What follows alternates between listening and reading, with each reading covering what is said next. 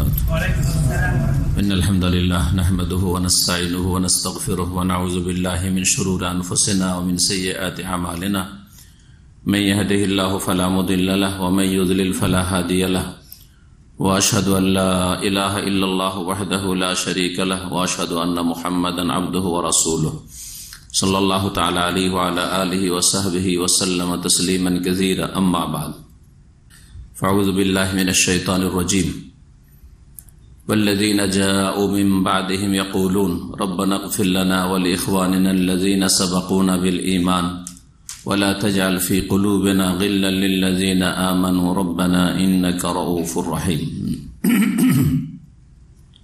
মহান আল্লাহর সমস্ত প্রশংসা যে আল্লাহ রাব্বুল আলামিন আমাদেরকে ঈমানের ইসলামের নিয়ামত দান করেছেন। আলহামদুলিল্লাহ। এই ঈমান ইসলামের ভিত্তিতে আমাদের ভ্রাতৃত্ব কায়েম হয়েছে। যারা এই পৃথিবী থেকে ঈমান ইসলামের অবস্থায় যে কোনো যুগেই চলে গেছে তারা আমাদের দিনী ভাই, এই উম্মতের হোক অথবা আগের উম্মতের যারা ঈমান ইসলামের ওপর তৌহিদের ওপর ছিল, তারা সকলে আমাদের মুমিন মুসলিম ভাই। তাদের জন্য মহান আল্লাহ দোয়া করতে বলেছেন এবং তাদের সম্পর্কে অন্তরকে পরিষ্কার রাখতে বলেছেন। সালাত এবং সালাম নাযিল হোক মুহাম্মদ রাসূলুল্লাহ সাল্লাল্লাহু আলাইহি ওয়াসাল্লামের ওপর, যিনি এই শিক্ষাই দিয়েছেন সাহাবায়ে কেরামদেরকে। আমাদের আজকের আলোচনার বিষয়বস্তু হচ্ছে মাওলানা মওদুদী রাহিমাহুল্লাহর প্রসিদ্ধ একটি কিতাব, সেই কিতাবের পর্যালোচনা। কিতাবের নাম উর্দু ভাষায়, যে ভাষায় তিনি কিতাবটি লিখেছেন, তাজদীদ ও ইহইয়ায়ে দ্বীন। তাজদীদ ও ইহইয়ায়ে দ্বীন, এ হচ্ছে কিতাব। বাংলায় অনুবাদ এটি হয়েছে। বাংলায় এর নামটি মনে আছে, কারণ বাংলাতে এই বইটি পড়েছি আমি আমার ছাত্র জীবনে, আজকে থেকে প্রায় 30 বছর আগে ধরে বাংলাতে পড়েছি বইটি। উর্দুতে প্রথম পড়েছি, তারপরে বাংলায় পেয়েছিলাম, বাংলায় পড়েছি। ইসলামী রেনেসাঁ আন্দোলন, ইসলামী রেনেসাঁ আন্দোলন এই বইটির বাংলা নাম। আমরা উর্দু কিতাব থেকে এই কিতাবে যেসব আকিদা বিরোধী, মানহাজ সহি মানহাজ বিরোধী এবং সাহাবায়ে কেরামদের সাথে বেয়াদবি, তারপরে বিশেষ করে তৃতীয় খলিফা আমিরুল মুমিনিন ওসমান যুন্নুরাইন রাদিয়াল্লাহু তাআলা আনহু, মুআবিয়া রাদিয়াল্লাহু তাআলা আনহু, তাদের সম্পর্কে যেসব খারাপ মন্তব্য রয়েছে, এছাড়া রাজতন্ত্রকে যারা বংশ পরম্পরা দেশ পরিচালনা করে তাদেরকে ঢালাহারে খালেস, নির্ভেজাল জাহিলিয়াতে খালেসা বলে আখ্যায়িত করেছেন তিনি। শুধু জাহিলিয়াত না, জাহিলিয়াতে খালেসা। এইরকম বেশ কিছু মারাত্মক বিষয় রয়েছে এই কিতাবে, যে কিতাবটি পড়লে সাহাবায়ে কেরামদের সম্পর্কে, আর বিশেষ করে যে দুটি নাম বললাম সাহাবায়ে কেরামদের, খলিফায়ে রাশেদ ওসমান রাদিয়াল্লাহু আনহু এবং মুআবিয়া রাদিয়াল্লাহু আনহু, তাদের সম্পর্কে বিদ্বেষ অন্তরে সৃষ্টি হয়ে যাবে, যেটা বড় কাবিরা গুনাহ, যেটা হচ্ছে নিফাক, যেটা হচ্ছে মুনাফিকি। নবী করিম সাল্লাল্লাহু আলাইহি ওয়াসাল্লাম হাদিস রয়েছে, আনসারদের সাথে ভালোবাসা ঈমান। নবী সাল্লাল্লাহু আলাইহি ওয়াসাল্লাম বলেছেন, হুব্বুল আনসারি ঈমান ওয়া বুগদুল আনসারি নিফাকুন। আনসারীদের সাথে বিদ্বেষ রাখা হচ্ছে মুনাফিকি। আর এটা সর্বস্বীকৃত কোরআন সুন্নাহ দ্বারা যে আনসারীদের চাইতে বড় মর্যাদা রয়েছে মুহাজিরিনদের। তো শুরু করা যাক এই কিতাবের কয়েকটি পাতা থেকে কিছু কথা। পুরো কিতাব আমরা পড়ে শোনাবো না, কিছু কথা শোনাবো যেই জায়গাগুলি বড় আপত্তিকর। প্রথম, এই কিতাবের 14 পৃষ্ঠা থেকে 20 পৃষ্ঠা, তাজদীদ ও ইহইয়ায়ে দ্বীন উর্দু কিতাব, ইসলামের রেনেসাঁ আন্দোলন, তার 14 থেকে 20 পৃষ্ঠায় জাহেলিয়াতকে তিনি ভাগ করেছেন 3 ভাগে। জাহেলিয়াতকে 3 ভাগে ভাগ করেছেন। আর এর বিপরীত হচ্ছে, এই 3টি জাহেলিয়াতের বিপরীত হচ্ছে ইসলাম। এই 4টি বিষয় তিনি উল্লেখ করেছেন। তিনটি হচ্ছে জাহিলি মতবাদ, জাহিলিয়াত, আর একটি হচ্ছে ইসলাম। এসব বলতে গিয়ে তিনি কি বলেছেন? প্রথম বলেছেন জাহিলিয়াত যে তিন ভাগে বিভক্ত, প্রথম জাহিলিয়াত শুরু করি তার কিতাব থেকে। সেই জাহিলিয়াতের নাম দিয়েছেন জাহিলিয়াতে খালেসা। প্রথম হেডলাইন হচ্ছে তার জিন্দেগি কে চার নজরিয়ে, মানব জীবনের চারটি থিওরি, চারটি মতবাদ। আর চারটি বলতে গিয়ে প্রথম বলছেন জাহিলিয়াতে খালেসা, নির্ভেজাল জাহিলিয়াত, মানে একবার খাঁটি জাহিলিয়াত, যাতে কোন কল্যাণের, ভালোর, ইসলামের সংমিশ্রণ নেই, জাহিলিয়াত খালেসা। দ্বিতীয় যেটা তিনি বলেছেন সেটা হচ্ছে জাহিলিয়াতে মুশরিকানা, 16 পৃষ্ঠায় জাহিলিয়াতে মুশরিকানা জাহিলিয়াত, মানে এমন জাহিলিয়াত যেটা মানুষকে মুশরিক বানিয়েছে, মুসলিম সমাজের লোককে। তৃতীয় জাহিলিয়াত বলছেন জাহিলিয়াতে রাহেবানা, বৈরাগ্যবাদ জাহিলি মতবাদ, এমন জাহিলিয়াত যেটি হচ্ছে বৈরাগ্যবাদ, জাহিলিয়াতে রাহেবানা বা সংসার ত্যাগী হয়ে যাওয়ার কি জাহিলিয়াত। এই তিনটি জাহিলিয়াত উল্লেখ করার পরে তিনি 4 নম্বরে বলেছেন इस्लाम। चौथा मा बादत तबई नजरिया वो है जो अंबिया अलैहिमुस्सलाम ने पेश किया है। चतुर्थ जेटी प्रकृतिर বাইরের প্রাকৃতিক জগতে যা দেখা যায় না, যেই মতবাদটি সেটি আম্বিয়া আলাইহিসসালাম গণ পেশ করেছেন, সেটা হচ্ছে ইন্নাদ-দীনা ইনদাল্লাহিল ইসলাম। তার মানে এই তিনটি জাহিলিয়াতের কোনটারই সম্পর্ক ইসলামের সাথে নেই, পুরোপুরি ইসলাম বহির্ভূত। এখন সংক্ষেপে জাহিলিয়াতে খালেসা কি? জাহিলিয়াতে খালেসা বলতে তিনি বলছেন যে उनमें से पहले नजरिया को हम জাহিলিয়াতে খালেসা से ताबीर करते हैं। বলতে প্রথম যে থিওরিটি, প্রথম যে মতবাদটি, সেটাকে আমি নির্ভেজাল খাঁটি জাহিলিয়াত বলে আমি প্রকাশ করেছি বা ব্যক্ত করেছি। আর उसका खुलासा यह है, যার সার কথা হচ্ছে এই যে কায়নাত का ये सारा निजाम एक इत्तेफाकी हंगामा वजूद ও জহুর হ্যাঁ, যে পৃথিবীটা এমনিতে প্রাকৃতিক ভাবে চলে এসছে, जिसके पीछे कोई हिकमत, कोई मसलहत और कोई मकसद कार फरमा नहीं है। এই সৃষ্টিতে কোনো প্রজ্ঞা আছে, কোনো লক্ষ্য উদ্দেশ্য আছে, যে উদ্দেশ্যে এই পৃথিবীর সৃষ্টি হচ্ছে এসব নয়, এসব কথা বলে এই জাহিলিয়াতে খালেসার মধ্যে সবকিছুই চলে আসবে, যতগুলি বাদ আছে ধরেন, পুঁজিবাদ আর সমাজবাদ, যতগুলি বাদ আছে, তন্ত্র মন্ত্র আছে, এগুলো তো আছেই। কিন্তু যে বিষয়টিকে জাহিলিয়াতে খালেসা এখানে বলতে চেয়েছেন তিনি আলোচনা করতে গিয়ে, কারণ বিষয়বস্তু হচ্ছে তাজদিদ, সংস্কার। মানে এই ইসলামের 1400 বছরের ইতিহাসে মুজাদ্দিদিন বা তাজদিদ, সংস্কারের কাজ বা আন্দোলনের কাজ, ইসলামী আন্দোলনের কাজ কারা সত্যিকার অর্থে করেছে, আর কারা জাহিলিয়াতের দিকে নিয়ে গেছে মুসলিম জাতিকে। বুঝতে পেরেছেন এই কথা? কারণ বইয়ের বিষয়বস্তু হচ্ছে তাজদিদ ও ইহয়ায়ে-দিন। তাজদিদ মানে সংস্কার, আর ইহয়ায়ে-দিন মানে দিনকে জীবন্ত করা, জীবন দান করা, প্রাণ দান করা। বাংলা ইসলামী রেনেসাঁ আন্দোলন, ইসলামী আন্দোলনে কারা অংশ নিয়েছে। এই জাহেলিয়াতে খালেসা বলতে গিয়ে বলছেন, তারপরে তো জাহেলিয়াতে মুশরিকানা আর এই জাহেলিয়াতে রাহেবানা, এসব লম্বা আলোচনার আমাদের বেশি প্রয়োজন নেই, আর এসব করলে অনেক সময় এতে লেগে যাবে। এই 3 জাহিলিয়াতের ফলাফলটা শুনিয়ে দিই শুধু। এই 3 জাহিলিয়াত থেকে কি জন্মিল, এটা হচ্ছে জানার বিষয়। বলছে জাহিলিয়াতে খালেসা ने हुकूमत और दौलत पर तसल्लुत जमाया। খাঁটি জাহেলিয়াতটা আক্রমণ করলো, বা বিস্তার লাভ করলো কিসের ওপর? আধিপত্য লাভ করলো, তাসাল্লুত, আধিপত্য লাভ করলো কিসের ওপর? হুকুমত, রাষ্ট্রীয় ক্ষমতার ওপর, আর দৌলত আর সম্পদের উপর, ধন সম্পদের উপর। অর্থনীতি এবং রাষ্ট্রনীতি দখল করে ফেললাম। কোনটাতে? জাহিলিয়াতে খালেসা, যেটা একবারে খাঁটি জাহিলিয়াত।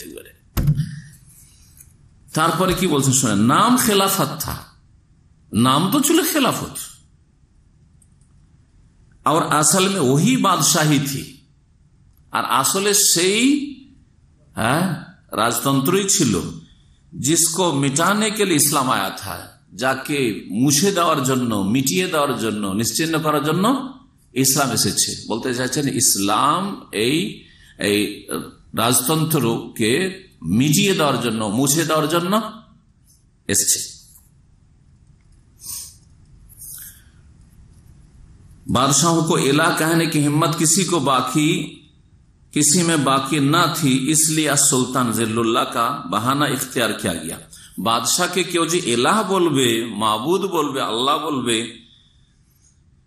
এইটা সাহস ছিল না, যার ফলে বাদশাহ নিজেও বলেন আমি আল্লাহ, কিন্তু অনেকে দাবি করেছে যে সুলতান বাদশাহ হচ্ছে জিল্লুল্লাহ, আল্লাহর ছায়া। এসব কথা তারপরে তিনি বলতে গেছেন। এই জাহিলিয়াত খালেসা কখন থেকে শুরু হলো এটা বলে যদি বলতো যারা বেদিন, যেমন বাদশাহ আকবর, বেদিন দিনে এলাহি, সেটা বলতো যে বাদশাহ আকবরের দিনে এলাহি জাহিলিয়াত খালেসা, তাহলে তো কোনো আপত্তির কথা ছিল না, খাঁটি জাহিলিয়াত, ঠিক কিনা? কিন্তু কি বলছেন, নাম খেলাফত থা, নাম কি ছিল? খেলাফত। আর সেটা এমন রাজতন্ত্র ছিল যেটা মুছে দেওয়ার জন্য, নিশ্চিহ্ন করার জন্য ইসলাম এসেছিল। এটা কখন থেকে শুরু হয়েছিল এটা এখন শুনবেন, শোনেন তাহলে। পৃষ্ঠা নম্বর 29-এ তিনি বলছেন জাহিলিয়াত কা হামলা, এই জাহিলিয়াতের আক্রমণ, যে 3 প্রকার জাহিলিয়াত, এই জাহিলিয়াতের আক্রমণ।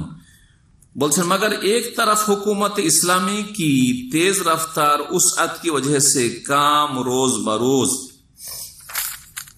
सख्त ज्यादा होता जा रहा था। তার আগে তিনি খেলাফতে রাশেদার আলোচনা করেছেন, খেলাফতে রাশেদার তিনি আলোচনা করেছেন। তো খেলাফতে রাশেদাটা শুনিয়ে দিলে সবচেয়ে ভালো হবে, তাহলে এটা বুঝতে সুবিধা হবে। बोलছেন খেলাফতে রাশেদা खातमुन नबीन सैयदना मोहम्मद सल्लल्लाहु अलैहि वसल्लम ने ये सारा काम 23 साल की मुद्दत में पाया तकमील को पहुंचा दिया। इस्लामी आंदोलনের কাজ রাসূলুল্লাহ সাল্লাল্লাহু আলাইহি ওয়াসাল্লাম 23 বছরে पूर्णताई पहुंचे दिएছেন। आपके बाद अबू बकर सिद्दीक और उमर फारूक रज़ियल्लाहु अन्हुमा 2 ऐसे कामिल लीडर इस्लाम को मुयस्सर आए। তারপরে আবু বকর সিদ্দিক, উমর ফারুক এইরকম পরিপূর্ণ এবং যোগ্যতম ইসলাম লিডার পেয়েছে, जिन्होंने इसी जामियत के साथ आप सल्लल्लाहु अलैहि वसल्लम के काम को जारी रखा, যারা রাসূলুল্লাহ সাল্লাল্লাহু আলাইহি ওয়াসাল্লামের কাজটিকে ওইভাবে পূর্ণতার সাথে, জামিয়াত ব্যাপকতার সাথে চালু রাখলেন। फिर ज़िमाम क़ियादत हजरत उस्मान रज़ियल्लाहु अन्हु की तरफ मुंतकिल हुई। तारपरे नेतृत्व कार काछे आसलो? उस्मान रज़ियल्लाहु अन्हु काछे आसलो। और इब्तिदाअन चंद साल तक वो पूरा नक्शा बदस्तूर जमा रहा जो नबी अलैहिस्सलाम ने कायम किया था। तारपरे उस्मान रज़ियल्लाहु ताआला अन्हुर प्रथम जुगे ठीक ওইভাবে পুরোপুরি ওই নকশাটাই কি থাকলো, বদস্তুর জামা রাহা, মানে সেটাই বহাল থাকলো যেটা নবী করিম সাল্লাল্লাহু আলাইহি ওয়াসাল্লাম প্রতিষ্ঠিত করেছিলেন, কায়েম কিয়া থা, প্রতিষ্ঠিত করেছিলেন, ঠিক না? প্রথম দিকে তার খেলাফত ছিল 12 বছর, 12 বছরের প্রথম দিকটা বললেন। তারপরে বলছেন জাহিলিয়াতের হামলা। এখন শুনুন, এখন জাহিলিয়াতের হামলা শুরু হইল। খেলাফত রাশেদার 2 জনের পরে তৃতীয় জনের কিছুটা অংশ ছিল রাসূলুল্লাহ সাল্লাল্লাহু আলাইহি ওয়াসাল্লামের পুরোপুরি অনুসরণের সাথে দেশ পরিচালনা, রাষ্ট্র পরিচালনা। তারপরে তখন জাহিলিয়াতের হামলা। বলছেন তারপরে বলছেন मगर एक तरफ हुकूमत इस्लामी की तेज रफ्तार उसअत की वजह से काम रोज बरोज ज्यादा सख्त होता जा रहा था। उस्मान रज़ियल्लाहु ताआला जमानाय इस्लामिक राष्ट्रेर ইসলামিক হুকুমত ইসলামী কি তেজ রাফতার উসআত, ইসলামিক রাষ্ট্রের যে সম্প্রসারণ, দেশের উপর দেশ সে বিজয় লাভ হচ্ছে, আর মুসলিম দেশ ইসলামিক খেলাফত আয়াতের কি বাড়ছে, আয়তন বাড়ছে, এটা বড় দ্রুত বাড়তে ছিল। रोज बरोज ज्यादा सख्त होता जा रहा था, बढ़। और दूसरी तरफ हजरत उस्मान रज़ी अल्लाह अन्हु जिन पर इस कार्य अजीम का बार रखा गया था उन तमाम खुसूसियत के हामिल ना थे। একদিকে দেশের আয়তন কি হচ্ছে, বৃদ্ধি পাচ্ছে, বিজয়ী লাভ হচ্ছে। উসমান রাদিয়াল্লাহু তাআলার জামানায় মুসলিম দেশ সবচেয়ে বড় আকার ধারণ করেছে। জি হ্যাঁ, ওমর রাদিয়াল্লাহু তাআলার পরে। তো এই সময়টাই কি হলো, একদিকে তো দেশ বড় হচ্ছে, দেশের আয়তন বাড়ছে, দ্বিতীয় দিক ছিল কি উসমান রাদিয়াল্লাহু তাআলার উপর যে এই গুরুভার দেওয়া হয়েছিল বা চাপানো হয়েছিল, উন तमाम খুসুসিয়ত কে হামিল না থে, এই যে তিনি ভার বহন করবেন তিনি, তার জন্য যেসব বৈশিষ্ট্যের দরকার সেগুলি তার মধ্যে ছিল না। আবার উর্দুটা পড়ে দিই। दूसरी तरफ हजरत उस्मान जिन पर इस कार्य अजीम का बार रखा गया था, हजरत उस्मान রাদিয়াল্লাহু তাআলা যার ওপর এই कार्य अजीम মানে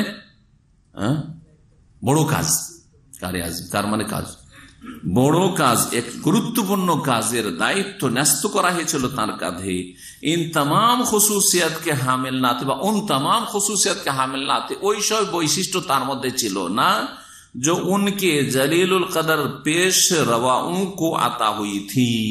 तार पूर्वे जे दुईजन আবু বকর সিদ্দিক, উসমান রাদিয়াল্লাহু, ওমর ফারুক রাদিয়াল্লাহু আনহুমা, দুইজনের মধ্যে যে বৈশিষ্ট্যগুলি ছিল সেটা কার মধ্যে ছিল না, ওসমান রাদিয়াল্লাহু তাআলা ছিল না। দেখছেন কিভাবে আঘাত করছে মওদুদি ওসমান রাদিয়াল্লাহু তাআলার উপর। সেজন্য কি হলো बोलছেন, इसलिए उनके जमाना खिलाफत में जाहिलियत को इस्लामी निजाम इज्तिमाई के अंदर घुस आने का मौका मिल गया। এই যে ওই বৈশিষ্ট্যগুলি ছিল না, যার ফলে তার খেলাফতের যুগে ইসলামের যে সামাজিক অবস্থা, ইসলামী নিজাম ইজতেমাই মানে সামাজিক যে সিস্টেম, তাতে জাহেলিয়াতের অনুপ্রবেশের সুযোগ হয়ে গেল, সুযোগ ঘটল, মৌকা মিল গিয়া।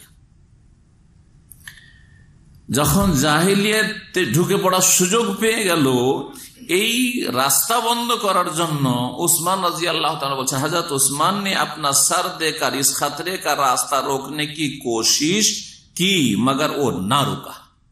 তিনি নিজের মাথাটা দিয়ে মানে শাহাদাত বরণ করে এই যে ভয়াবহ পরিণাম ছিল সেটা থেকে মুক্ত হওয়ার বা মুক্ত করার চেষ্টা করলেন, কিন্তু তা হলো না, रुकलो ना। उसके बाद हजरत अली रजी अल्लाह अन्हु आगे बढ़े और उन्होंने इस्लाम के सियासी इख्तिदार को जाहिलियत के तसल्लुत से बचाने की इंतहाई कोशिश की। तारपरे तिनी इस्लामेर जे राजनैतिक क्षमता, सियासी इख्तिदार राजनैतिक जे क्षमता, এটাকে জাহেলিয়াতের দাপট থেকে বা আধিপত্য থেকে বাঁচাবার সর্বাত্মক কি করলেন, চেষ্টা করলেন, ইন্তেহাই কোशिश की। मगर उनकी जान की कुर्बानी भी इस इनकलाब माकूस को ना रोक सकी। তার জীবনটাকে কোরবানি করে দিও তাতে বাধা দেওয়া সম্ভব হলো না। आखिरकार खिलाफत अला मिनहाज नबुआ का दौर खत्म हो गया।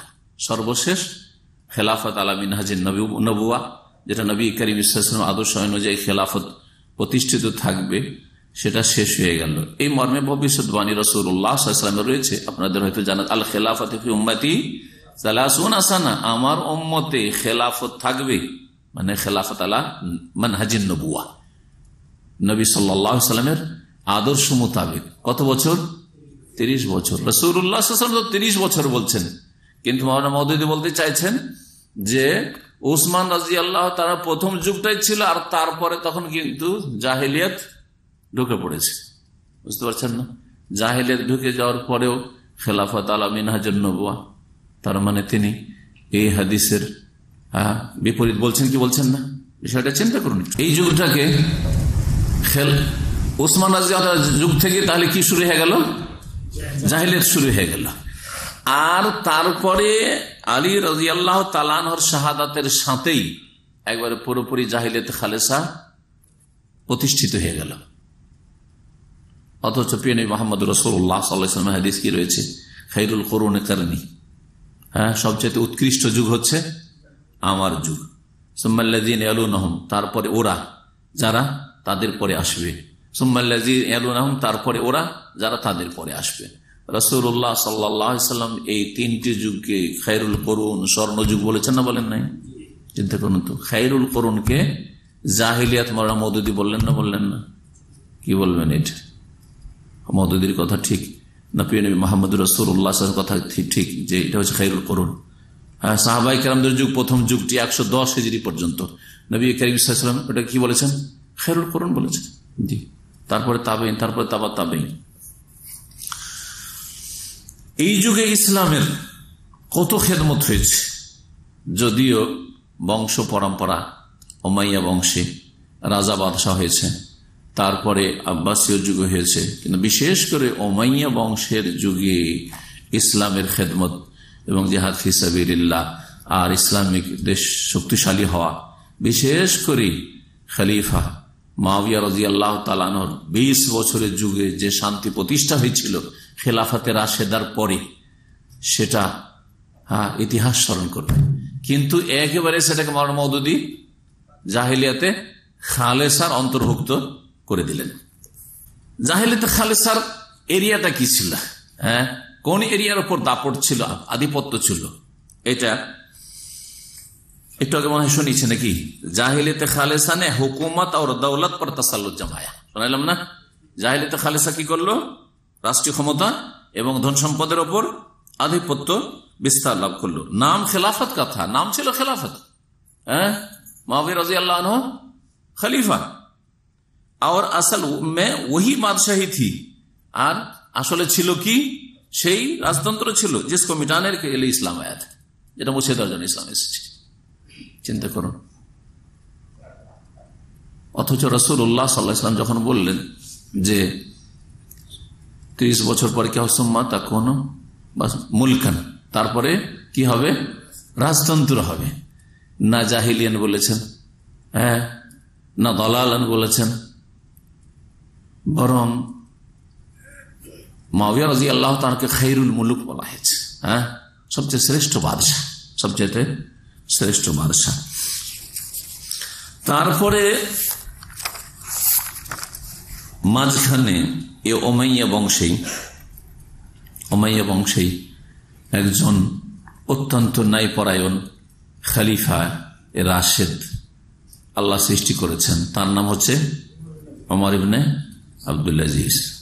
তাকে মুজাদ্দিদদের যে সিলসিলা, মুজাদ্দিদদের যে নাম তিনি উল্লেখ করেছেন মাওলানা মওদুদী এই কিতাবে উল্লেখ করতে গিয়ে ওমর ইবনে আব্দুল আজিজ রাহমাতুল্লাহ নাম উল্লেখ করেছেন। তিনি একজন সংস্কারক, তিনি একজন মুজাদ্দিদ উল্লেখ করেছেন। আর তার যুগটা ছিল প্রত্যেক 100 বছর একজন করে মুজাদ্দিদ আসবে। তো রাসূলুল্লাহ সাল্লাল্লাহু আলাইহি ওয়াসাল্লামের পরে 100 হিজরির দিকে তার যুগটা, 100 হিজরির দিকেই তার যুগটা।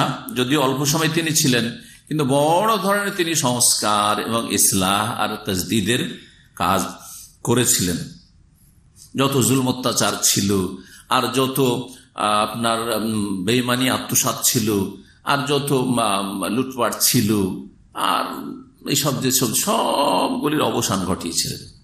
এবং বললেন এই যত ধন সম্পদ আছে সমস্ত ধন এইসব পেলে কোথায় তোমরা?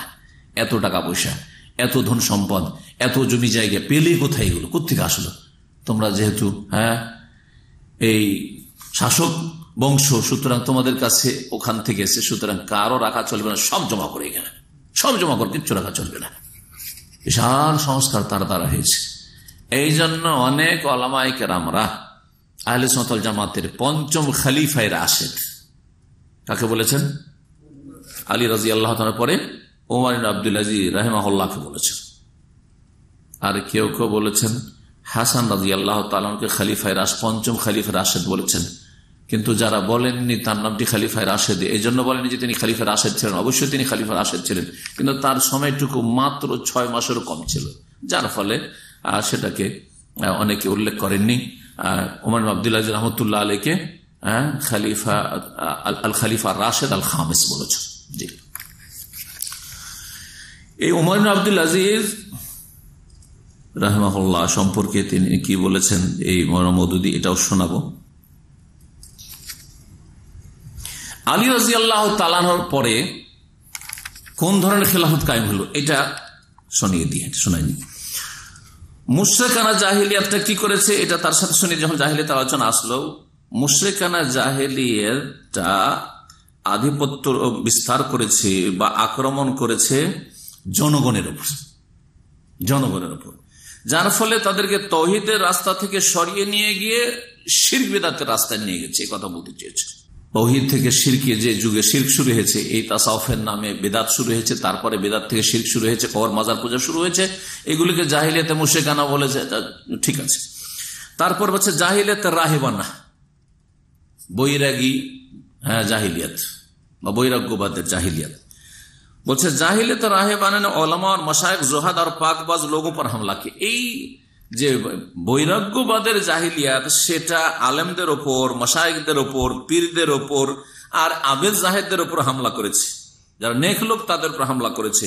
আর যার ফলে তাদের মধ্যে সব বিভিন্ন রকমের আকীদাগত গুমরাহি বিস্তার লাভ করেছে। বিভিন্ন ফিরকাগুলি, যে গুমরাহ ফিরকাগুলি, জাহমিয়া, মুরজিয়া, কাদরিয়া, মুতাজিলা, এসব, এটাও ঠিক আছে। কিন্তু প্রথম যে বিষয়টি তিনি বলেছেন সেটা কখন থেকে জাহিলিয়াত শুরু হচ্ছে, আশ্চর্য হয়ে যাবেন আপনি।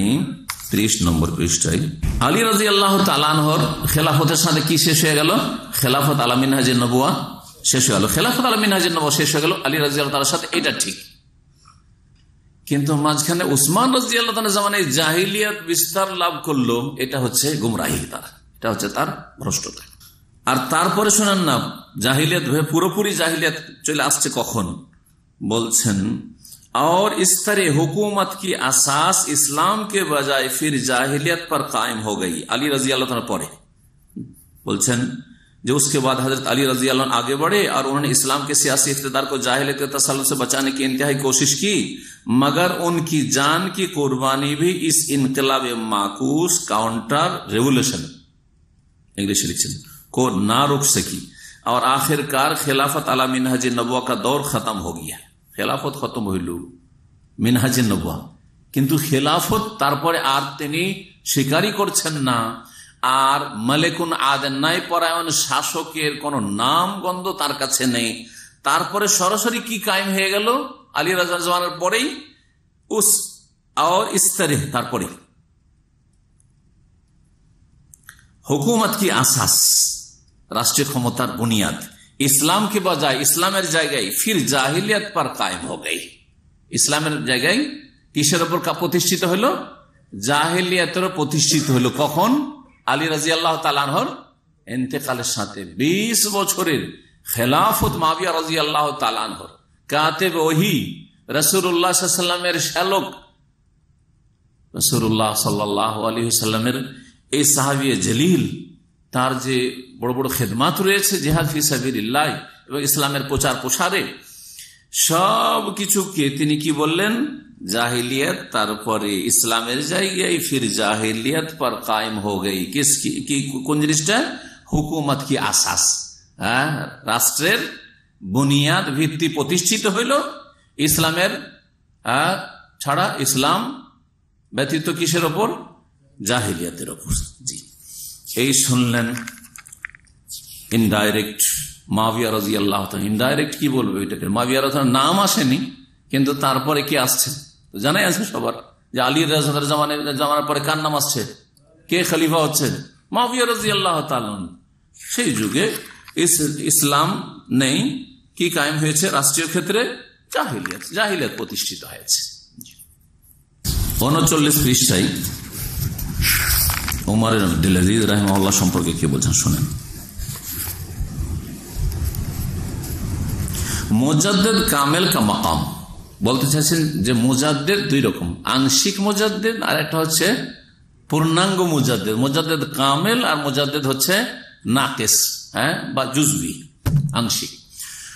মুজাদ্দেদ কামেলের মর্যাদা এই কিতাবে উনি যেটা প্রমাণ করতে চেয়েছেন যে মুজাদ্দেদ কামেল সেই ব্যক্তি হবে যেই ব্যক্তি সার্বিক সংস্কারের সাথে সাথে রাষ্ট্রীয় ক্ষমতা নিজের হাতে নিতে পেরেছে, আর না হলে সে মুজাদ্দেদ কামেল নাই।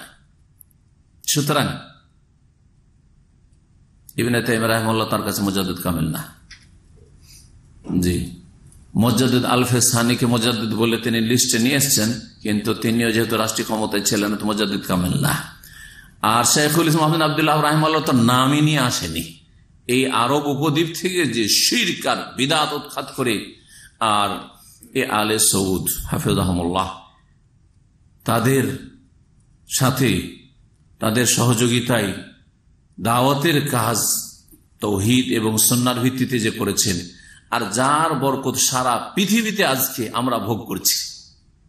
জি, মদিনা ইসলামিক ইউনিভার্সিটি হোক, অথবা জামিয়াতুল ইমাম আল ইমাম ইসলামিক ইউনিভার্সিটি রিয়াদের হোক, অথবা ইসলামিক সেন্টারগুলি হোক, এই সবের মাধ্যমে সারা পৃথিবীতে যে সহি দাওয়াত, কোরআন সুন্নাহর দাওয়াতের প্রচার প্রসার হয়েছে, এমন কোন দেশ নেই যেখানে শাইখুল ইসলাম মুহাম্মদ আব্দুল্লাহ রাহিমাহুল্লাহর দাওয়াতের বরকত আপনি দেখতে পাবেন না।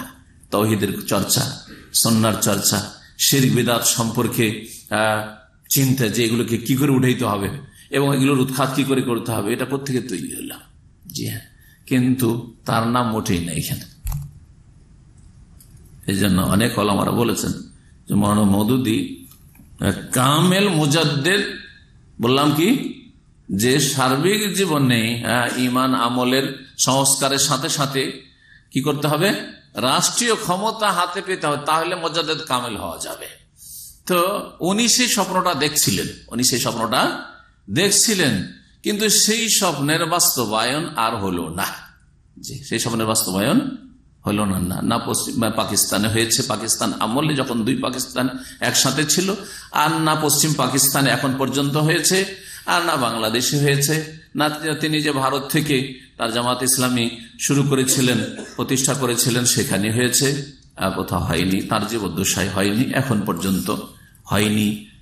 সুতরাং যে স্বপ্ন তার ছিল যে মুজাদ্দেদ কামেল এই সংজ্ঞা করে যদি রাষ্ট্রীয় ক্ষমতা হাতে চলে আসে, তাহলে মুজাদ্দেদ কামেলের এই লকবটা আমার ভাগ্যে আসবে। জি, উমর ইবনে আব্দুল রাহমাতুল্লাহ আলাইহি সার্বিক ক্ষেত্রে সংস্কার করেছেন, তাহলে মুজাদ্দেদ কামেল তো হয়ে যেতে পারবেন তিনি, কিন্তু না, সামান্য জন হইতে পারলেন না। আশ্চর্য কথা উনি বলছেন এই কথা। জি, मुझे तारीफ पर नजर डालने से मालूम होता है कि अब तक कोई मुजद्दिद कामिल पैदा नहीं हुआ है। ইতিহাসের উপর নজর দিলে জানা যায় যে এখন পর্যন্ত কোন কামেল মুজাদ্দিদ জন্মই নেয়নি, কামেল মুজাদ্দিদ জন্মই নেয়নি। करीब था, खूब संभावना ছিল कि उमर इब्न अब्दुल अजीज इस मनसब पर फायज हो जाते। এই মর্যাদা যে মুজাদ্দিদ কামেলের লকব উপাধি এবং এই মর্যাদা অর্জন করে নিতেন, হাসিল করে নিতেন কে? উমর আব্দুল রাহিমাহুল্লাহ তাআলা। বড়ই সম্ভাবনা ছিল, মগর ও কামিয়াব না হো সকে, কিন্তু তিনি সফল হতে পারলেন না, মুজাদ্দিদ কামেল হওয়ার ক্ষেত্রে সফল হতে পারলেন না। আমি নিজের পক্ষ থেকে শোনাচ্ছিলেন। জি, আলোচনা রেকর্ড হচ্ছে, ওতে এটা ইনশাআল্লাহ তাআলা স্ক্যান করে দিয়ে দেওয়া হবে, স্পষ্ট লেখা আছে তার। জি, আবার পড়ি, উর্দুটা খুব সহজ উর্দু আছে, বুঝতেও কোনো অসুবিধা নেই। करीब था कि उमर इब्न अब्दुल अजीज रहमहुल्लाह इस मनसब पर फायज हो जाते। এই মানসাব মানে বুঝতেন, এই পোস্ট, এই মর্যাদা আই সফলতা লাভ করতেন। মগর ও কামিয়াব না হো সকে, কিন্তু তিনি কামিয়াব হইতে পারলেন না। ইন্না লিল্লাহি ওয়া ইন্না ইলাইহি রাজিউন। কেন পারলেন না জানেন? বলছে যে তিনি যে এই রাষ্ট্রীয় ক্ষমতাটা পেলেন কিসের ভিত্তিতে? বংশ পরম্পরা পেলেন, বংশ পরম্পরা পেলেন। তিনি উমাইয়া বংশের বলে উমাইয়া বংশের শাসক, তাকে কি করলো ওলি আহাদ, যুবরাজ, আর তারপরে তিনি যে খেলাফত পেয়ে গেলেন, তিনি শুরার মাধ্যমে পেলেন না, তিনি ওইভাবে পেলেন না যেভাবে আবু বকর সিদ্দিক রাদিয়াল্লাহু তাআলা বা ওমর রাদিয়াল্লাহু তাআলা আনহু, ওমর রাদিয়াল্লাহু তাআলার নাম উল্লেখ করা হয়েছে, নাম তো এর উল্লেখ করা হয়েছে। তারপরে উমর ইবনে আব্দুল আজিজ রাহমাতুল্লাহ আলাইহির বাপ খলিফা ছিলেন না, তার বংশের অন্যজন খলিফা ছিলেন, তাকে খেলাফতের স্থলাভিষিক্ত করা হয়েছিল। পরে বাদশার ইন্তেকালের পরে তিনি খলিফা হয়েছেন, কিন্তু তাকে সাকসেস বলছেন না তাজদীদের ক্ষেত্রে, সংস্কারের ক্ষেত্রে, ইসলামী রেনেসা আন্দোলনের ক্ষেত্রে। এই বাংলা ভাষায় যে বইটির নাম করা হয়েছে ইসলামী রেনেসা আন্দোলনের ক্ষেত্রে উমর আব্দুল রহমতুল্লাহ আলাইহির খুব সম্ভাবনা ছিল যে তিনি কি হয়ে যাবেন, এই মর্যাদায় পৌঁছে যাবেন, মুজাদ্দিদে কামিল হয়ে যাবেন, কিন্তু তাতেও তিনি সফলতা লাভ করতে পারলেন না। আউযুবিল্লাহ। একটি কথা মাওলানা মওদুদী খুব বেশি বেশি তার লিখনীতে উল্লেখ করে, সেটা হচ্ছে হুকুমতে ইলাহি, হুকুমতে ইলাহিয়া, যেটা সম্পর্কে এর আগে বলেছি যে পরবর্তী সংস্করণগুলিতে হুকুমতে ইলাহিয়ার টার্মটাকে একামতে দিনে কি করে দিয়েছে, বদলে দিয়েছে। যখন অনেক ওলামায়ে কেরামরা, আহলে হাদিস ওলামারা, বড় বড়, তারপরে দেওবন্দি ওলামারা পর্যন্ত তারা আপত্তি করলো এবং তার ফতোয়া লাগলো যে কোন কথা নিয়ে আসলে যেটা 1400 বছরের ইতিহাসে আসেনি, তখন বদলানো হয়েছে।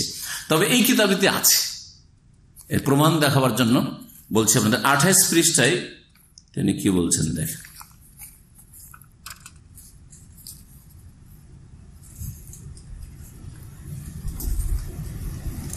এই 28 পৃষ্ঠায় হুকুমত ইলাহিয়া শব্দ ব্যবহার তিনি করেছেন। আর তার সাথে সাথে আরেকটি যেটা গুরুত্বপূর্ণ বিষয়, এখানে গুরুত্বপূর্ণ বিষয়, সেটা হচ্ছে যে সমস্ত নবী রসুলগণের দাওয়াতের মুখ্য উদ্দেশ্য কি ছিল, আসল লক্ষ্য উদ্দেশ্য কি ছিল। জি, এই বিষয়টি দিয়ে স্পষ্ট হয়ে যাবে, যা তিনি এখানে উল্লেখ করেছেন যে মাওলানা মওদুদীর সাথে এবং জামাতে ইসলামের সাথে সালাফি ওলামাদের এবং সালাফিদের, আহলে হাদিস ওলামাদের আহলে হাদিস আকীদা এবং মানহাজের আকীদাগত ইখতিলাফ রয়েছে। কোন ফিকহি দ্বিমত নয়, বরং আকীদাগত দ্বিমত রয়েছে, বরং লক্ষ্য উদ্দেশ্যে ইখতিলাফ রয়েছে। কি রয়েছে? লক্ষ্য উদ্দেশ্যে ইখতিলাফ রয়েছে। দেখেন, আপনি কোথাও যাচ্ছেন, আমি কোথাও যাচ্ছি, আপনি আপনার গাড়িতে আছেন, আমি আমার গাড়িতে আছি। এখান থেকে দামাম থেকে দুইজনে বেরিয়েছেন, রাস্তা দিকে রিয়াদের কাছাকাছি কোন জায়গায়, এগুলোতে দেখা হইল। জরুরি যে দুজনে মক্কা যাচ্ছি, একজন মক্কা যাচ্ছেন, হয়তো আরেকজন কোথায়, আল কাসিম যাচ্ছি, মদিনা যাচ্ছি, বায়াম্বু যাচ্ছি, বদর যাচ্ছি, ঠিক না? ঠিক তেমনি আম্বিয়া এবং রসুলগণের দাওয়াতের লক্ষ্য উদ্দেশ্য কি ছিল? একটি আলোচনা আমাকে স্মরণ করিয়ে দিবেন। দাওয়াতুর রসুল, রসুলগণের, নবী রসুলগণের দাওয়াত কি ছিল? সেটা তৌহিদ ছিল না হুকুমতে ইলাহিয়া ছিল? একটা আলোচনা করব, আর একটা আলোচনা সংক্ষেপে করব যেগুলোতে এই আকীদাগত যে পার্থক্যগুলি সালাফি ওলামাদের সাথে মাওলানা মওদুদী এবং জামাত ইসলামে রয়েছে, সেগুলি পয়েন্ট টু পয়েন্ট সংক্ষেপে বলবো, যাতে করে যারা সংক্ষেপে শুনতে চায় ওখান থেকে শুনবে, আর যারা বিস্তারিত জানতে চায় এই কিতাবে যে রেফারেন্স দিচ্ছি সেগুলো শুনবে। জি হ্যাঁ, এখন শোনেন 28 পৃষ্ঠায় তিনি কি বলছেন, বিষয়টি লক্ষ্য উদ্দেশ্য, ইসলামের লক্ষ্য উদ্দেশ্য কি, বা আম্বিয়া রসুলগণের দাওয়াতের লক্ষ্য উদ্দেশ্য কি।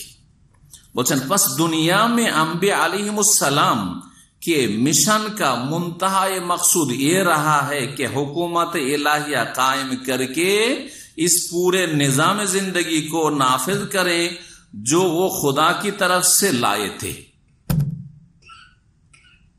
বলছেন, অতঃপর দুনিয়া में পৃথিবীতে আম্বিয়া আলাইহিস সালাম के मिशन का, নবী রসুলগণের মিশন, মানে বুঝলেন তো, মিশন, ডিউটি, জি,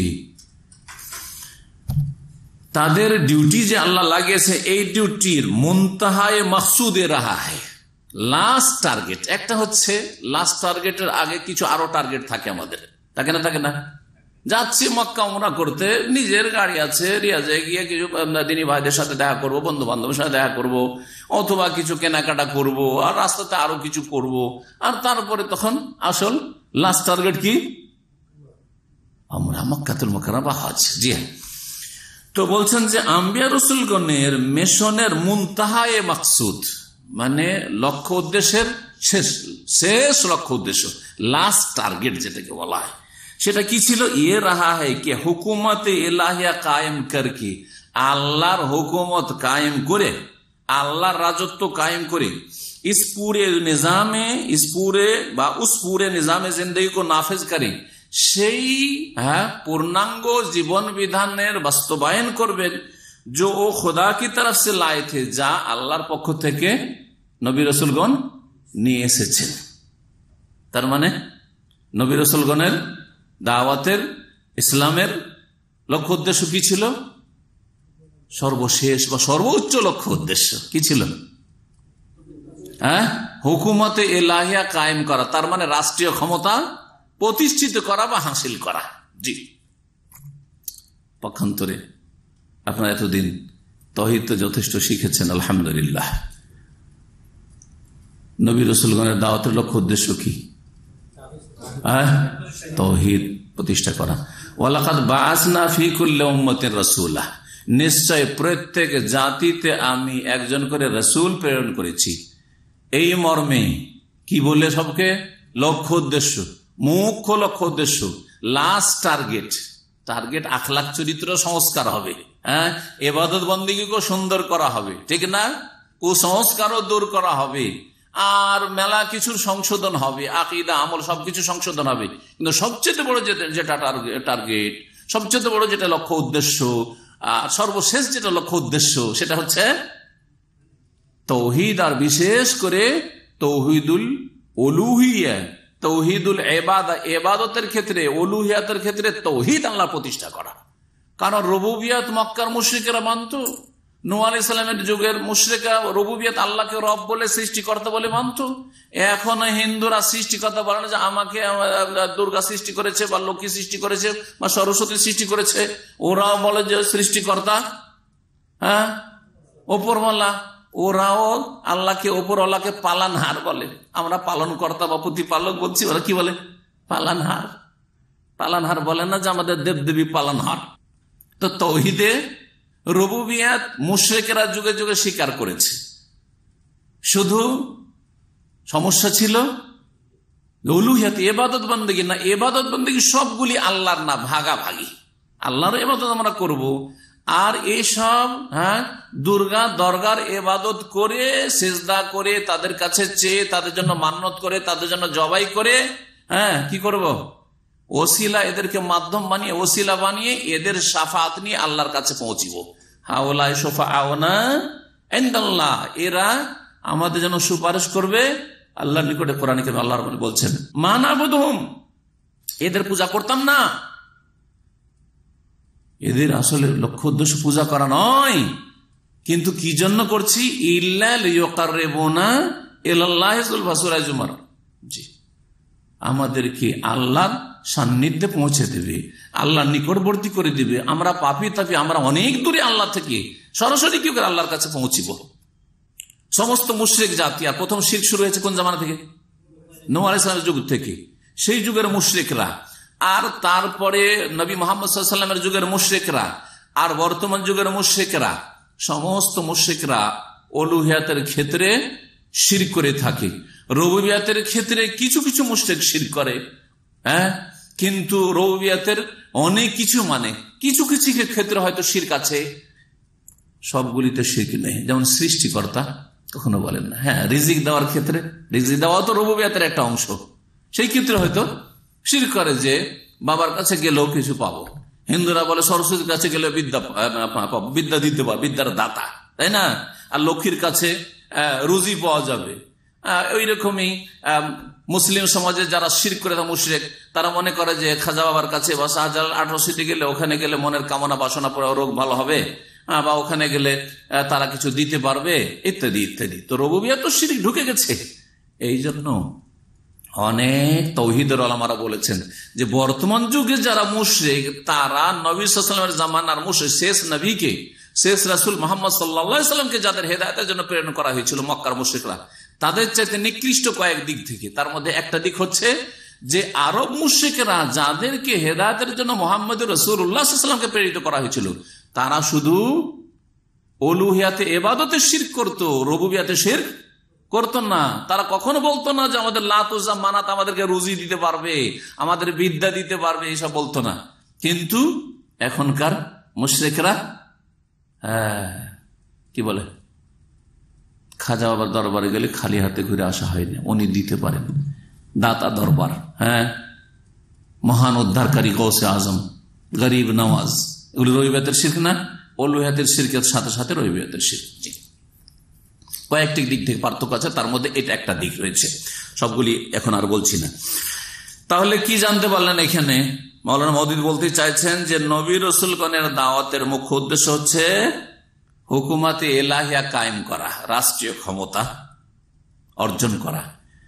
আর সমস্ত সালাফে সালেহিন থেকে শুরু করে আজ পর্যন্ত যারা সালাফ এবং সালাফদের অনুসারী সালাফি উলামারা সকলেই একমত যে আম্বিয়া রাসূলগণের দাওয়াতের মুখ্য উদ্দেশ্য হচ্ছে তৌহিদুল ইবাদা, ইবাদতের ক্ষেত্রে তৌহিদ প্রতিষ্ঠা করা, তৌহিদ, আর বিশেষ করে তৌহিদুল ইবাদা বা তৌহিদুল উলুহিয়া। বলছেন তারপর আরো অবাক হবেন, বলছেন इसी वजह से तमाम अंबिया ने सियासी इनकलाब बर्पा करने की कोशिश की। বলছেন যে সমস্ত নবী রাসূলগণের দাওয়াতের মুখ্য উদ্দেশ্য কি ছিল, বা সর্বশেষ লক্ষ্য উদ্দেশ্য কি ছিল? হুকুমতে এলাহি, আল্লাহর হুকুমত কায়েম করা। যার কারণে इसी वजह से तमाम अंबिया ने, কত মিথ্যা কথা এটা, কত অবাস্তব কথা। तमाम अंबिया ने सियासी इनकलाब बर्पा करने की कोशिश की, রাষ্ট্রীয় বিপ্লব নিয়ে আসার কি করেছে তারা? প্রচেষ্টা চালিয়েছে। বলেন যে নবী রাসূলগণ রাষ্ট্রীয় বিপ্লব নিয়ে আসে, ইনকলাব মানে কি? বিপ্লব। রাষ্ট্রীয় বিপ্লবের জন্য তারা এসেছিলেন। দেখান তো দেখি কয়জন রাষ্ট্রীয় বিপ্লব করার জন্য কথা বলেছেন যে রাষ্ট্রীয় বিপ্লব ঘটাইতে হবে, বলেন দেখি। না তাদেরকে আল্লাহ যখন শর্ত পুরা হয়েছে তখন আল্লাহ কোন কোন নবী রাসূলকে দিয়ে দিয়েছেন, কোন কোন নবী রাসূলকে আল্লাহ রাব্বুল আলামিন কি করেছেন? খেলাফত দিয়ে দিয়েছেন। যেমন এর আগের আলোচনা বলেছি যে আল্লাহ খেলাফত দেবেন, শর্তগুলি পুরা করে দিলেন। একামতের দিনের আলোচনা তো বলেছেন। নূহ আলাইহিস সালাম কোন রাষ্ট্রীয় বিপ্লবের জন্য বলছেন? তামাম আম্বিয়া নে সিয়াসি ইনকিলাব, কোন রাজনৈতিক পলিটিক্যাল, জি হ্যাঁ বিপ্লব, রাজনৈতিক বিপ্লবের জন্য চেষ্টা করেছে। নূহ আলাইহিস সালামের 950 বছরের ইতিহাস দেখান তো কোরআন হাদিসে। জি ইব্রাহিম আলাইহিস সালাম কোন রাষ্ট্রীয় বিপ্লবের জন্য চেষ্টা চালিয়েছে, সেটা তাদের টার্গেট ছিল। বরং বাপ বাড়ি থেকে বের করে দিল, তিনি বেরিয়ে চলে গেলেন। কোথায় চলে গেলেন?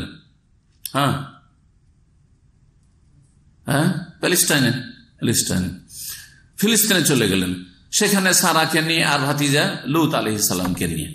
সেখান থেকে মক্কা যখন আসলেন, মক্কাতে এমন জায়গায় স্ত্রীকে আর ইসমাইল আলাইহিস সালামকে রেখে যাচ্ছেন। এখানেই যদি হুকুমতে এলাহি কায়েম করা হইতো, তারে খালি পড়ে আছে, মক্কায় কোনো লোকজন নেই, তো খালি ফিল্ডে আমি এখানে হুকুমতে এলাহি কায়েম করে দিই, আর যারা আসবে বলে যে আমার হুকুমত মানতে হবে। করেছেন নাকি? না ফিলিস্তিনে করেছেন, এর কোন প্রমাণ আছে? আর না মক্কাতুল মুকাররমে তিনি করেছেন। মুসা আলাইহিস সালাম, তামাম আম্বিয়া কথা। মুসা আলাইহিস সালাম যখন সাগর পার হয়ে চলে আসলেন বনি ইসরায়েলদেরকে নিয়ে, ফেরাউনের সেনাবাহিনী সব ধ্বংস হয়ে গেল, আর মিসর ফিল্ড খালি, শুধু মহিলা আর শিশু কিপ্টিদের। তো ওখানে গিয়ে সিয়াসি ইনকিলাব, রাষ্ট্রীয় বিপ্লব করা, আর সেখানে হুকুমতে এলাহি কায়েম করাটা কোনো মুশকিল কাজ ছিল নাকি? ফিরে যেতেন। সেটা যদি কি হতো? মুনতাহা এ মাকসুদ, সেটা হচ্ছে শেষ টার্গেট। তো শেষ টার্গেটে না পৌঁছায় তিহের ময়দানেই বনি ইসরায়েলদেরকে নিয়ে থেকে গেলেন। আর আল্লাহ রাব্বুল আলামিন বলছেন যে তোমাদেরকে যেতে হবে কোথায়? তোমাদের পূর্বপুরুষ বাপদাদার দেশে ফিলিস্তিন যেতে হবে, সে ফিলিস্তিন যাওয়ার ব্যবস্থা করো। মুসা আলাইহিস সালামের জিন্দেগি শেষ হয়ে গেল ফিলিস্তিনে পৌঁছতে। পারলেন না আল্লাহর ইচ্ছাই, কারণ জাতি প্রস্তুত ছিল না সেই জন্য। আর তারপরে তখন পরে ইউশা বিন নুনের যুগে ফিলিস্তিনে পৌঁছিলেন। নবীর কাজের ধরন বলছেন। নবীর কাজের ধরন বলতে গিয়ে একটা লাইন শোনাই। তিনি বলছেন नबीरा इस्लामेर दावत दिबेन, बोलছেন फिल जुमला तमाम अंबिया के काम पर मजमू हैसियत से जब हम नजर डालते हैं तो उस काम की नौइयत ये पाई जाती है। যখন আমরা দেখব যে নবীদের কর্মসূচি কেমন, তখন দেখতে পাবো যে এই বিষয়গুলি দেখতে পাবো। তার মধ্যে তিনি বলছেন 2 নম্বরে, जो लोग इस तालीम और तरबियत का असर कबूल कर लें।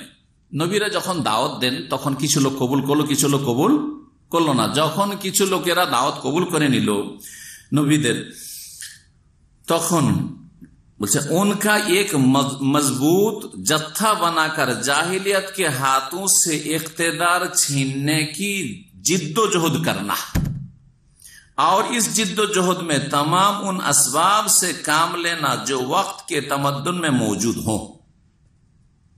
এটা বলতে চাইছেন তিনি যে থিওরি শোনার আগে যেহেতু পড়ে দিলাম, এটা তরজমাটা করি, তারপরে থিওরিটা কোত্থেকে মাওলানা মওদুদীর কাছে আসলে শোনাচ্ছি।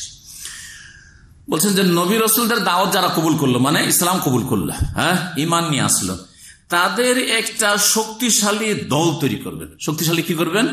দল তৈরি করবেন। তারপরে কি বলছেন শুনেন, এই শক্তিশালী দলটি তৈরি করার পরে জাহিলিয়াতকে হাতু সে ইখতিদার ছিননে কি জিদ্দোজহদ করনা, জাহিলিয়াতের হাতে যে ক্ষমতা আছে সেই ক্ষমতা ছিনিয়ে নেওয়ার জন্য কি করবে? প্রচেষ্টা চালাবে। আর ইস জিদ্দোজহদ মে तमाम उन असबाब से काम लेना, এই প্রচেষ্টা চালাতে গিয়ে মানে এই যারা জাহিলিয়াতে রয়েছে তাদের কাছ থেকে ক্ষমতা ছিনিয়ে নেওয়ার জন্য যতগুলি উপায় আর মাধ্যম হতে পারে, যে কোনো যুগে সেই যুগের যুগ উপযোগী। ধরেন আগের যুগে যেমন ছিল তেমন এখন না, এখনকার যুগের মতো যুগে যেমন অবস্থা রয়েছে কোন আসবাব সে কাম লেনা, সেই মাধ্যমগুলি ব্যবহার করা যে ওয়াক্তকে তামাদ্দুনে মৌজুদ, সেই সময়ের সভ্যতায় যেগুলো পাওয়া যাচ্ছে, অস্ত্র শস্ত্র ইত্যাদি, কৌশল ইত্যাদি, এইসব করে কি করতে হবে? ইখতিদার ছিননা, ক্ষমতা কি করতে হবে? ছিনিয়ে নিতে হবে। এই থিওরি সম্পর্কে গল্প শোনায়, সহি গল্প, মানে কাল্পনিক কোন গল্প নেই। আল্লাহ শেখ সফিউর রহমান মোবারকপুরী রাহিমাহুল্লাহ তাআলা আমাদের ওস্তাদ, ওনার কাছে লেখাপড়া করেছি। আর উনি একটা পত্রিকা জামিয়া সালফিয়া বানারস থেকে বেরোত, তার তিনি সম্পাদক ছিলেন। উর্দুতে পত্রিকা ছিল মুহাদ্দিস পত্রিকার নাম। ওই পত্রিকাতে কাশ্মীরের একজন আলেম, মাওলানা মওদুদীর যুগে মাওলানা মওদুদী ওই আলেমকে জামাতে ইসলামীতে সদস্য হওয়ার জন্য ইনভাইট করেছিলেন, দাওয়াত দিয়েছেন চিঠিতে। সেই আলেমের নাম হচ্ছে নাজির আহমদ কাশ্মীরি। উনি খুব পরহেজগার লোক ছিলেন, বড়ই ধার্মিক লোক ছিলেন, আখিরাতমুখী ছিলেন, দুনিয়া বিমুখ ছিলেন। আর একটা যুগ ছিল যে তাসাউফ সম্পর্কে সহি আকীদার লোকদের অনেকের ধারণা ছিল না। এমন একটা তাসাউফের এই সুফি বাদের দাপট ছিল যে মানুষ সাহসী করতো না যদি শাইখুল ইসলাম ইবনে তাইমিয়া রাহিমাহুল্লাহর কিতাব না পড়ে, আর শাইখ মুহাম্মদ রাহিমাহুল্লাহর কিতাব না পড়ে, আর উলামায়ে তাওহীদের কিতাবাদি না পড়ে, তাহলে এই সব জ্ঞান পাওয়া মুশকিল ভারত উপমহাদেশে। যার ফলে আমাদের আহলে হাদিস সমাজেও খুব বেশি পরহেজগার লোককে কি বলতো? সুফি সাহেব বলতো। কি বলতো? সুফি সাহেব বলতো। জি হ্যাঁ, আমাদের সাথে এক বন্ধু লেখাপড়া করতো, আমাদের 1-2 বছর সিনিয়র জামিয়া সালাফিয়াতে, বিহারের। ওর নাম ছিল তাবারাক নামটা খুব ভালো না, তখন ওখানে জামিয়া সালাফিয়াতে ওর নাম বদলে দেওয়া হল আব্দুর রহমানের। তো বড়ই নেক ছেলে, কারো সাথে কোনোদিন কোনো কথায় কোনো জোরে কথা বলা বা প্রয়োজনের বেশি কথা বলা কিচ্ছু নেই। আজান হওয়ার আগে মসজিদে হাজির, আর প্রথম কাতার একবার ইমামের পিছনে, এইরকম পরহেজগার। এখানে এসব মাশাআল্লাহ মদিনা মসজিদে এত পরহেজগার উনি ছিলেন যে প্রতি বছর চলে যেতেন মক্কায়। যখন শেষ 10 দিনে রমজান মাসে আমাদের ছুটি হয়ে যেত, তখন এতেকাফে চলে যেতেন। তো আমি তার সঙ্গী হইতাম। আর এইভাবে 3 বছর আলহামদুলিল্লাহ সুযোগ হয়েছে। আমরা 2 জন থাকতাম, ও বেশি ভিড় ভাড়ে, আবার এতেকাপ ভালো হয় না, গল্প বেড়ে যায়। এই 2 জন থেকে এতেকাপ করতাম, আর 2 জনে একসাথে হোটেলে একবার খেতে যেতাম আর একবার বাকালা দিয়ে সারতাম, কারণ বারবার খেতে গেলে একবার খেতে গেলে 2-3 ঘন্টা চলে যায়। তো একবার গিয়ে খেতাম ওই কিয়ামুল লাইলের পরে, রাত 1টা-2টোর দিকে, 2:30টার দিকে এরকম। আর মাগরিব ইফতারিতে যে খেজুর থাকে, গাওয়া থাকে, তো হারামে যা থাকে, আর বাকালাতে গিয়ে ওই বাথরুম সারতে গিয়ে একটু বাইরে গেলাম, বাকালাতে গিয়ে একটা লাবান টাবান বা একটা জাবাদি, একটা দই খেয়ে নিয়ে এইভাবে আমরা এতেকাফ করেছি। তো প্রতি বছর ওই ভাই আসতো, তো ওর নাম জামে সালফিয়া বানারসে আহলে হাদিস ছেলেরা মশহুর করে দিয়েছিল। কি নাম? সুফি তাবারক। কি? সুফি তাবারক। তো এই নজির আহমদ কাশ্মীরি, হ্যাঁ, আল্লামা নজির আহমদ কাশ্মীরি, ওনাকেও ওই সুফি নজির আহমদ কাশ্মীরি বলে লোকেরা জানত। নজির আহমদ কাশ্মীরি খুব বড় একজন আলেম ছিলেন। মওলানা মওদুদী সবাইকে তার এই জামাত ইসলামীতে জড়িত হওয়ার জন্য দাওয়াত চিঠি লিখেছেন। তার কাছে যখন চিঠি আসলো, তিনি ওই চিঠির জবাবে হ্যাঁ বলে ওই যে পোস্ট বক্স থাকে না, পোস্ট বক্সে ফেলে দিয়ে চলে এসেছে। এই ঘটনা আমাদের শেখ আলম, যে আমার কলিগ, হ্যাঁ, উনিও জানে। হ্যাঁ, কয়েকদিন আগে এই ঘটনা নিয়ে আলোচনা হচ্ছিল। ফেলে দেওয়ার পরে রাত্রে স্বপ্নে দেখছে যে তাকে যেন ইনভাইট করা হয়েছে জার্মান থেকে, তাকে যেন দাওয়াতনামা এসছে কোত্থেকে? জার্মান থেকে। আরে জার্মানি থেকে আমার কাছে দাওয়াতনামা আসলে এইরকম কেন স্বপ্ন দেখলাম? সকালবেলা পেরেশান। তারপরে তিনি ভাবলেন যে আমি খুব ভুল করেছি, এই চিঠিতে যে ওকে করে দিয়েছি, ঠিক আছে, আপনার জামাত ইসলামীতে যেহেতু লক্ষ্য উদ্দেশ্য ভালো, খেলাফত কায়েম হবে আর এ হবে, তো হ্যাঁ যে করে দিয়েছে, না চিঠিটা নেব। চিঠি নেব কি করে? পোস্ট বক্সে ফেলে দিয়েছি। পোস্ট বক্স সকালবেলা খুলবে, তার আগে পোস্ট বক্সের কাছে এসে নজির আহমদ সাহেব দাঁড়িয়ে আছে। যেমনই পোস্ট বক্সটা খুলেছে, চিঠিগুলো নিয়ে যাবে, দেখেছেন না এককালে আপনারা, চিঠি খুলে না যাবে, তখন বলছে এই চিঠিটা আমার, আসলে এতে আমার জরুরি কিছু আরো লিখার আছে, চিঠিটা আমাকে দাও, আমি এখন ছাড়বো না, ওনাকে বারবার চিঠি লিখবো না, আমি চিঠিটা ফিরিয়ে দাও, ফেরত দাও। এই চিঠি ফেরত নিয়ে চলে আসে, সাথে সাথে নিয়ে এসে ছিঁড়ে পুড়িয়ে দিলেন। কথা বোঝা গেছে? উনি স্বপ্নের তাবিরে বলছেন যে আমি এই জার্মানের দাওয়াত, এই স্বপ্নকে দেখলাম। তারপরে ওই আপনার ধারাবাহিকভাবে প্রতি মাসে এই আল্লামা নজির আহমদ কাশ্মীরির লিখনী আসতো জামাত ইসলামীর গুমরাহি সম্পর্কে আর মওদুদীর গুমরাহি সম্পর্কে। ধারাবাহিক কয়েক মাস ধরে চলেছে, আর আমি প্রতি মাসে পড়তাম সেটা।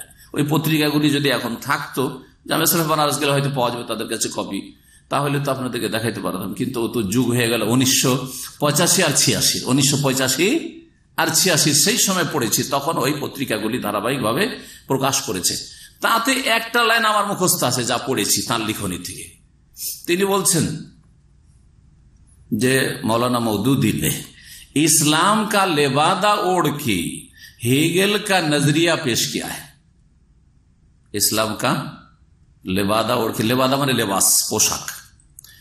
मौलाना मौदूदी ইসলামের পোশাক পরিধান করে কি পেশ করেছে? হিগেল কা নজরিয়া পেশ কিয়া, হিগেলের থিওরি, মতবাদ পেশ করেছে। সুতরাং ইসলামের যে ব্যাখ্যাটা এক্সপ্লেন করেছেন, একামতে দিন বা হুকুমতে এলাহে কায়েম করায়, এবং নবী রাসূলগণের দাওয়াতের লক্ষ্য উদ্দেশ্য ছিল হুকুমতে এলাহে কায়েম করা, এটা হচ্ছে হিগেলের থিওরি থেকে নেওয়া, হিগেলের থিওরি থেকে নেওয়া। তার উপরে কি করেছে? ইসলামের পোশাক পরিয়ে দেওয়া হয়েছে, বা নিজে ইসলামের পোশাক পরে কি করেছে?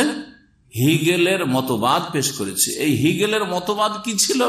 আপনারা যারা বিজ্ঞান আর দর্শন এসব পড়েছেন, হিগেল একজন দার্শনিক। এই হিগেলের কথা যখন আসলো, এখন আলোচনা করব, সেজন্য আমি নেটে একটু দিলাম, হিগেলের সম্পর্কে সার্চ দিলাম। হিগেল একজন জার্মান দার্শনিক ছিলেন। হিগেল একজন জার্মান দার্শনিক। তার থিওরি কি ছিল? তার থিওরি ছিল যে মানব সমাজে 2 জাতি আছে। মানব সমাজে কি আছে? 2টা জাতি আছে। একটা হচ্ছে সর্বহারা জাতি, আর একটা হচ্ছে পুঁজিবাদী জাতি, বর্জুয়া। বুঝা গেছে? সর্বহারা মানে কিছু নেই, না বাড়ি, না ঘর, না টাকা, না পয়সা, না জমি, না জায়গা, কিচ্ছু নেই, খালি আম, কিচ্ছু নেই ওদের কাছে। এমন মেলা লোক ছিল বিশেষ করে, আর এখনো অনেকে আছে অত্যন্ত অভাবী, ফুটপাতে বসবাস করছে, সর্বহারা। আর আরেক দল হচ্ছে বুর্জুয়া, জমিদার, তাদের জমি জায়গা হাজার হাজার বিঘা জমি, জি, টাকার শেষ নেই তাদের কাছে, পুঁজিবাদী। বলছে এই মানব সমাজ দুই ভাগে বিভক্ত। তো এর থিওরি ছিল, হেগেলের থিওরি ছিল যে সর্বহারাদের একটা দল তৈরি করতে হবে। সর্বহারাদের কি করতে হবে? একটা শক্তিশালী দল তৈরি করতে হবে। এই শক্তিশালী বাহিনী তৈরি করে বুর্জুয়াদের কাছে, এই জমিদারদের কাছে, পুঁজিপতিদের কাছে যে ধন সম্পদ কুক্ষিগত হয়ে আছে সবকে ছিনিয়ে নিতে হবে। সবকে কি করতে হবে? ছিনিয়ে নিয়ে সর্বহারাদের মাঝে বিতরণ করতে হবে। কথা বোঝা গেছে কিনা? এখন ইসলামের যে ব্যাখ্যাটা মৌলানা মওদুদী করেছেন, এটা হেগেলের থিওরি থেকে নেওয়া, কিভাবে এটা শোনেন, এখানে ওই বিষয়টি আছে, সেজন্য বলছি। মৌলানা মওদুদী যেহেতু জেনারেল লাইনে লেখাপড়া করা, হ্যাঁ, দর্শন সম্পর্কে বড় পণ্ডিত, হ্যাঁ, দ্বীন ইসলাম সম্পর্কে তিনি চেষ্টা করেছেন, কিন্তু চেষ্টায় তিনি ব্যর্থ হয়েছে সেই চেষ্টায় সহি দ্বীন পর্যন্ত তিনি পৌঁছিতে পারেননি। দ্বীন ইসলাম সম্পর্কে তার একটা ভুল ধারণা বড় থেকে গেছে এই বিষয়ে। তিনি ইসলামকে এইভাবে বুঝেছেন যে মুসলিম সমাজে একদল আছে, হ্যাঁ, জালেম শাসক, হ্যাঁ, যারা জাহিলিয়াতে খালের সাথে একটু আগে পড়লেন এই কিতাবে, যারা জাহিলিয়াতে নিমজ্জিত রয়েছে, যারা ভোগবিলাসী, হ্যাঁ, ভোগবিলাসী, অঢেল ধন সম্পদের মালিক এবং অসৎ নেতৃত্ব ইত্যাদি একটা দল। আর একটা দল হচ্ছে সলেহিনদের দল। ওই যে সর্বহারা থেকে উনি কি নিয়েছেন? সলেহিনদের দল, নেক লোক, মুসলিম সমাজের নেক লোকের একটা দল।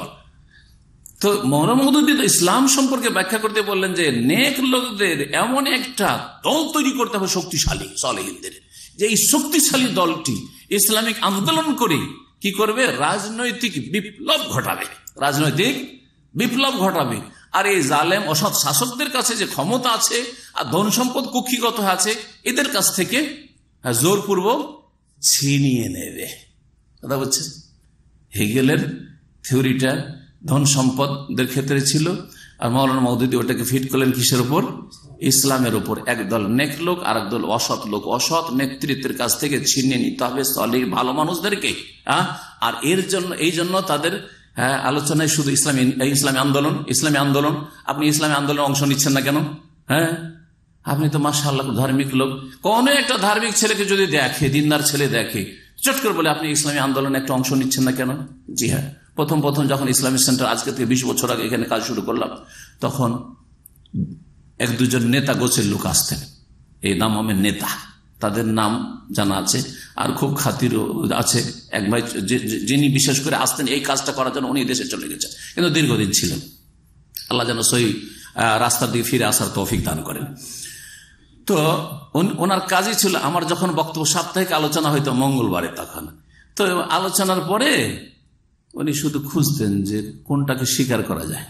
এখান থেকে ইসলামিক সেন্টারে যারা আসছে তারা মানে একটু দিন পথ ভালোবাসে, তারা ওখানে আসার পরে বলতো যে আপনি তো মাশাআল্লাহ সেন্টার আসছেন, তা আমাদের অনেক ইসলামিক বই পুস্তক আছে, আর তারপরে আমাদের অনেক কার্যক্রম আছে, আমাদের শুক্রবারে সকালবেলা আমাদের প্রশিক্ষণ হয় ইত্যাদি।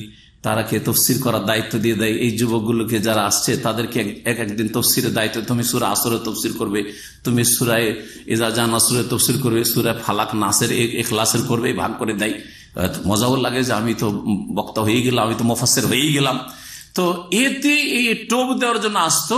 আর তখন এই গভর্নর হাউসের পেছনে তাদের জামাত ইসলামীর অফিস ছিল, যে অফিসও গিয়েছি আমি, যে অফিসে গিয়েছি, এখান থেকে সরে গেছে, এখন অফিস অন্য জায়গায় তাদের।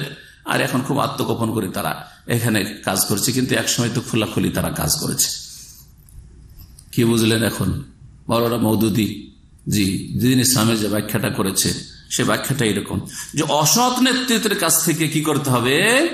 সলেহীন সৎ লোকদেরকে ক্ষমতা কেড়ে নিতে হবে, ছিনিয়ে নিতে হবে। আর এই জন্যই দেখছেন এই সমস্ত আন্দোলন, এটা করতে গিয়ে গণতন্ত্র ছাড়া প্রথম মওলানা মওদুদী চেষ্টা করলেন। আগামী সপ্তাহে গণতন্ত্রের আলোচনা আসবে আরেকটি কিতাব থেকে। তার গণতন্ত্র ছাড়া চেষ্টা করলেন, কিন্তু দেখলেন যে গণতন্ত্র ছাড়া তো পারছি না, ক্ষমতায় চেনার, কারণ গণতন্ত্রের সিস্টেম এখন হয়ে গেছে। তখন তিনি কি করলেন, ডেমোক্রেসি, গণতন্ত্রের অংশ নেওয়াকে জায়েজ করে, যেটাকে প্রথম দিকে কুফরি বলে ফতোয়া দিয়েছেন যে জমহুরিয়ত বা ডেমোক্রেসি বা গণতন্ত্র হচ্ছে কুফরি মতবাদ, মওদুদির কিতাব, আগের কিতাবগুলিতে আছে। আর সেটাকে পরে বললেন যে এখন এটা ছাড়া আমাদের কোনো উপায় নাই। জি, আর এই গোলাম আজম রাহমাহুল্লাহ তিনি এই কথাই লিখেছেন, তার একটা বই ওটি দেখেছিলাম আজকে থেকে 10-12 বছর আগে। তিনি লিখছেন যে আমরা যে গণতন্ত্রতে অংশ নেব না, ইলেকশনে অংশ নেব না, তাহলে আমরা ইসলামিক নেতৃত্ব কি করে প্রতিষ্ঠা করব?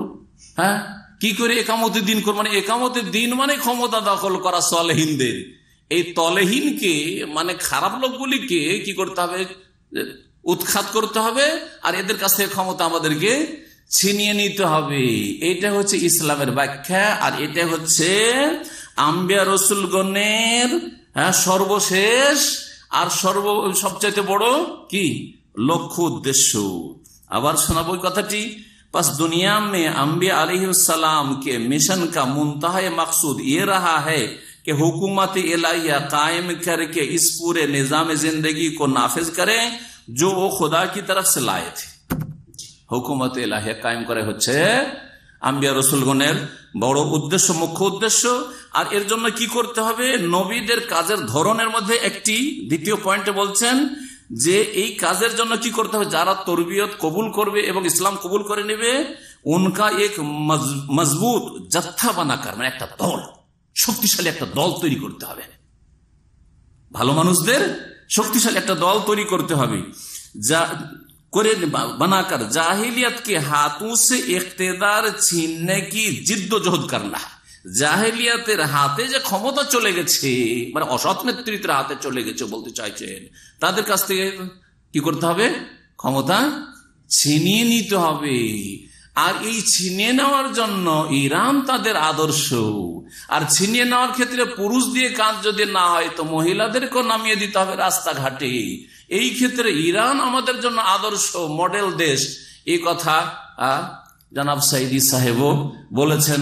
আর আমার যে আলোচনাগুলি সাইদি সাহেব সম্পর্কে আছে তাতে এইটা একটা পয়েন্ট আছে, হ্যাঁ, যে আমাদের জন্য আদর্শ হচ্ছে ইরানের ইমাম খোমেনির ইসলামী বিপ্লব, না এটা রাফেজি বিপ্লব, ইসলামের শত্রুতার বিপ্লব এবং আহলে সুন্নাত ওয়াল জামাতকে নিশ্চিহ্ন করে দেওয়ার বিপ্লব। এটা ভালো করে শুনে রাখেন। জি হ্যাঁ, কিন্তু এরা কিভাবে ইসলামের এত বড় একটি দুশ্মন শক্তিকে, যেটা ইহুদিদের মতো দুশ্মন শক্তি, সেটাকে ইসলামিক দেশ বলে, আর তারপরে মডেল দেশ বলে, আর তাদের জন্য আদর্শ বলে। আল্লাহ রাব্বুল আলামিন এই বক্র পথ থেকে তাদেরকে ফিরে আসার জন্য তৌফিক দান করে।